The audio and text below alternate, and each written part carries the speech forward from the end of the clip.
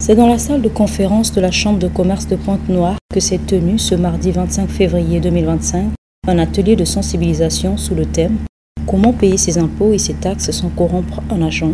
organisé par l'Action pour une jeunesse africaine solidaire APJAS, en sigle, en partenariat avec la Haute Autorité de lutte contre la corruption ALC, ainsi que la Direction interdépartementale des impôts et des domaines Pointe-Noire-Quilo, représentée par son chef de division contrôle.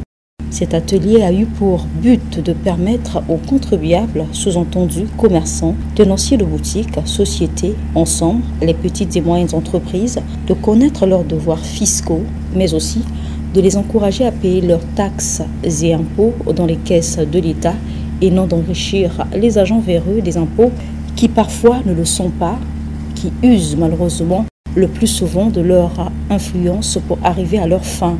Dans son mot de circonstance, le président de l'Action pour la jeunesse africaine solidaire APJAS, M. Balou Arnaud, a ouvert ses assises en donnant justement le but précis de cet atelier. Chers contribuables et responsables des administrations publiques et de société civile, l'amélioration du climat des affaires, le partenariat public-privé demande qu'il y ait échange, qu'il y ait partage, qu'il y ait dialogue entre les deux partenaires. Voilà pourquoi nous nous sommes rassemblés cet après-midi sur un seul point qui est comment payer ses impôts et taxes plus moins chers sans corrompre un agent. Poursuivant son propos, M. Balou n'a pas manqué de mettre à nu, preuve à l'appui, les différentes bavures commises par certains agents des impôts qui laissent à désirer et même ceux des contribuables complices de ces mauvaises pratiques qui est de payer à main levée leurs taxes et impôts afin de ne pas être interrompus dans l'exercice de leurs activités, oubliant que mal payer ses impôts, c'est payer deux fois, comme l'a signifié M. Balou Arnaud. Nous avons constaté aussi qu'il y a des contribuables, donc les commerçants, qui sont en intelligence avec certains agents véreux des impôts. En intelligence. Pourquoi on parle de l'intelligence ici? Parce qu'il y a des contribuables qui ne veulent pas aller payer l'impôt à la caisse. L'impôt peut coûter par exemple pour lui 350 000 francs.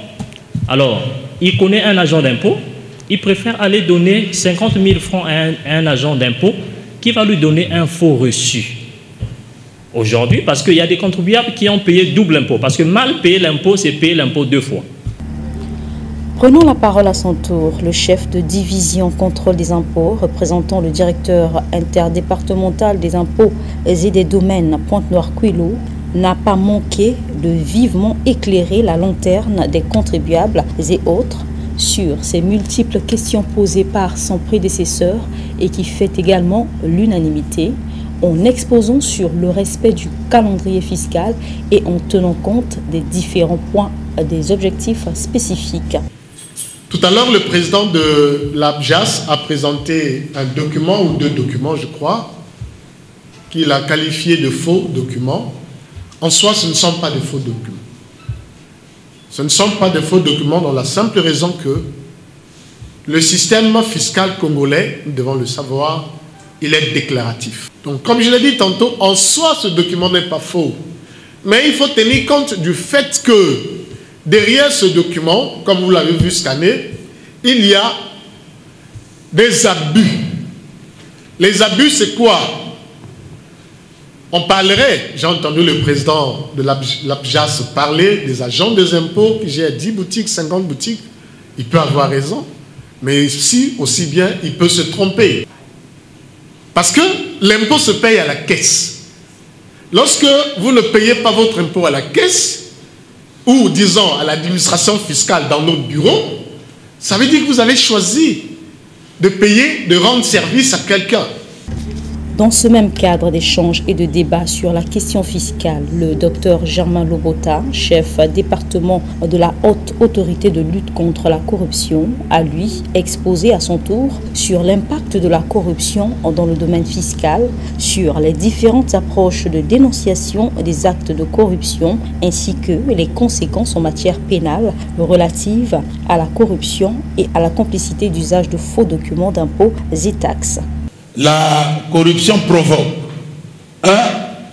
L'évasion fiscale. Qu'est-ce qu'on entend par évasion fiscale? C'est-à-dire que c'est une perte significative de revenus fiscaux, n'est-ce pas, que l'État devrait recevoir et qui a des conséquences, bien sûr, sur le budget, n'est-ce pas, du pays. Donc, la corruption entraîne l'évasion fiscale. Ça entraîne aussi la diminution des revenus, nous sommes dans le domaine fiscal, du pays qui cause un dommage économique à long terme en réduisant les capacités de développement du pays, en réduisant les revenus même des citoyens. La dénonciation peut être faite dans l'anonymat.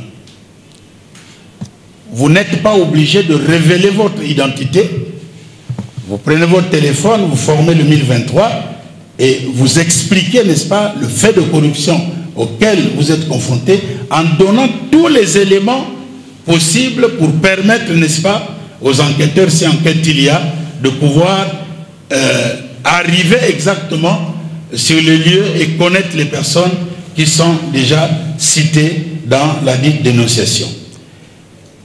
Cet atelier riche en informations que les contribuables et certains PME ignoraient s'est soldé par la remise des prix des commerçants courageux et qui ont bravé la peur des menaces des agents véreux des impôts en les dénonçant à travers un numéro vert, le 1023, ou en déposant une plainte à la structure habilitée.